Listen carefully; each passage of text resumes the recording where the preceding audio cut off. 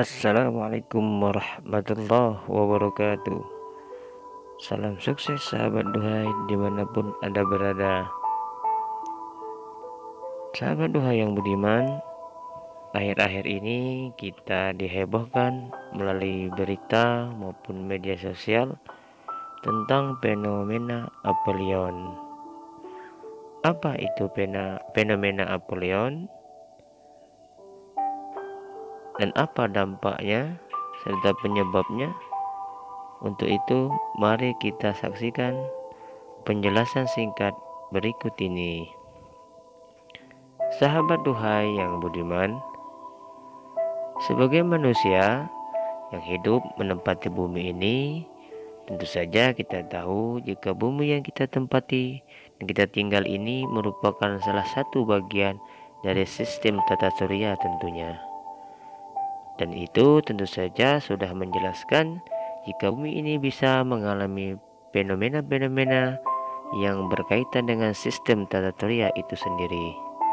Seperti misalnya mengalami gerhana bulan atau gerhana matahari.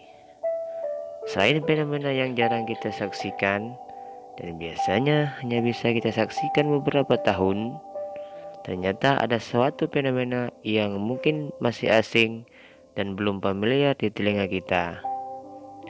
Fenomena itu adalah fenomena Apollyon. Salah satu fenomena yang dipercaya masyarakat Indonesia merupakan suhu udara akhir-akhir ini menjadi begitu dingin. Seberapa besar dampaknya dan apa fenomena ini? Ayo kita ulas. Baru-baru ini juga masyarakat juga kita sering digegerkan dengan fenomena ini. Mungkin banyak dari Anda yang belum mengetahui apa itu fenomena Apollyon yang belum familiar terdengar di telinga kita. Apollyon sendiri merupakan salah satu fenomena yang baru-baru ini dikaitkan dengan perubahan suhu yang menjadi agak dingin di beberapa wilayah tersebar di beberapa wilayah Indonesia khususnya.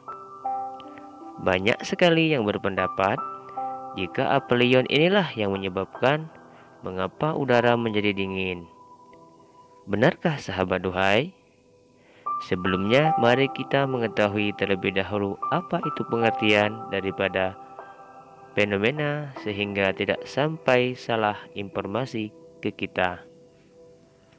Menurut Kepala Lapan Thomas Jamaluddin, Apollyon merupakan salah satu fenomena yang biasa-biasa saja. Beliau mengatakan, jika fenomena ini selalu terjadi tiap tahun atau rutin terjadi.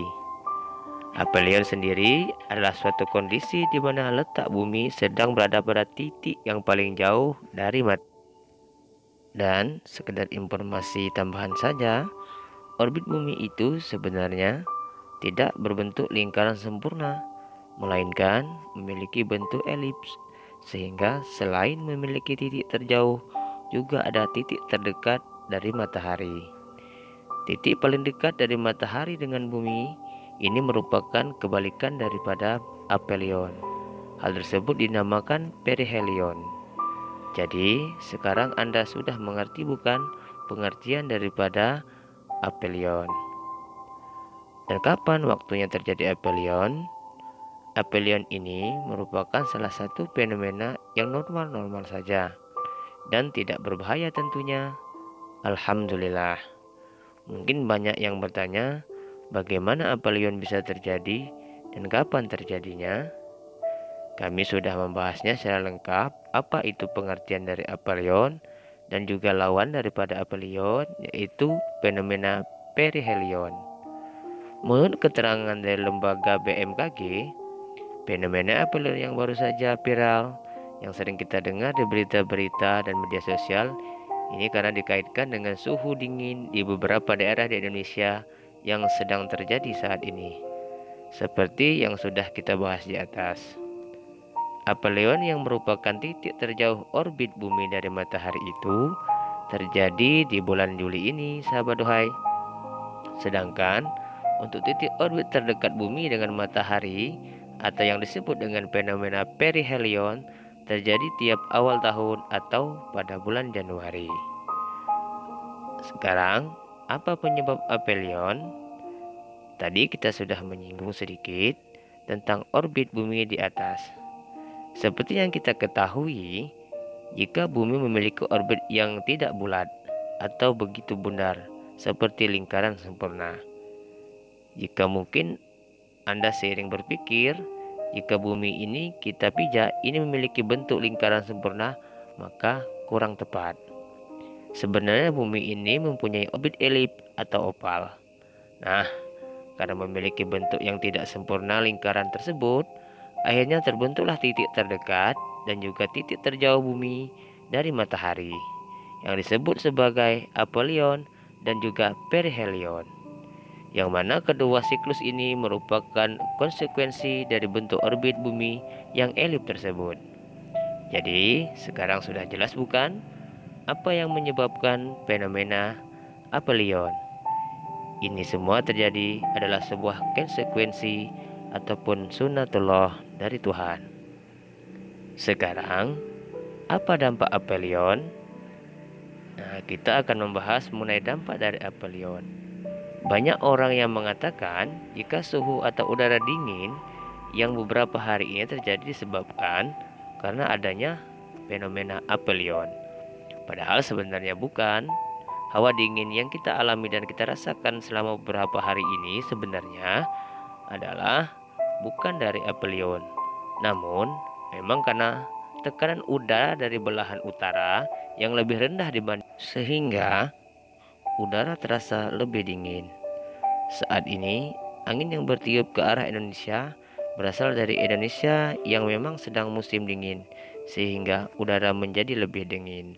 Selain itu, untuk dampak daripada aphelion untuk bumi sendiri menurut lembaga BMKG Indonesia tidak ada dampak yang signifikan.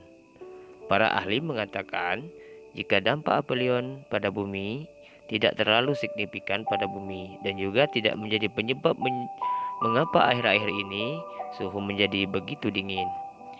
Jadi, jika selama ini Anda mengira suhu dingin yang Anda rasakan dikarenakan fenomena berupa aphelion, ini mungkin kurang tepat.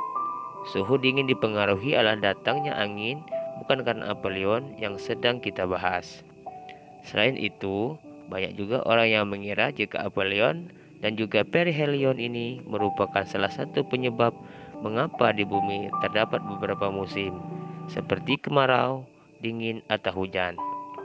Karena titik dekat dari titik jauh itulah, padahal yang menyebabkan bumi bisa memiliki beberapa musim bukanlah aphelion atau perihelion, tetapi bumi bisa memiliki musim yang berbeda-beda dikarenakan kemiringan sumbu bumi itu sendiri. Jadi, sekarang Anda sudah tahu apa yang menyebabkan perubahan-perubahan musim di bumi dan juga dampak daripada aphelion. Contoh fenomena aphelion yang pernah terjadi. Untuk yang terakhir kita akan membahas mengenai fenomena aphelion di bumi yang kita pijak ini. Seperti yang sudah kita ulas di atas, jika aphelion tidak memiliki dampak yang signifikan di muka bumi ini, tidak seperti gerhana matahari atau gerhana bulan yang bisa kita ketahui secara langsung. Mungkin jika aphelion ini sedang terjadi, kita sebagai manusia yang tinggal di bumi tidak akan mengetahuinya tanpa daripada berita ataupun badan BMKG. Aphelion sendiri terjadi itu rutin dari bulan Juli dan pasti jatuh pada awal Juli atau tanggal-tanggal muda. Pada tahun 2018 umpamanya, aphelion terjadi pada tanggal 6 Juli. Tanggal terjadinya aphelion ini bisa dibilang tetap atau tidak sering berubah secara signifikan. Sehingga tahun ini juga kita berada di 6 Juli. Sehingga mudah untuk diprediksi. Aphelion akan terjadi antara tanggal 3 sampai 6 di setiap bulan Julinya. Salah satu tanggal itu aphelion pasti dalam sehari di mana titik bumi berada paling jauh dari matahari. Untuk fenomena aphelion pada tahun berikutnya akan terjadi lebih satu hari daripada tanggal yang terjadi di tahun ini.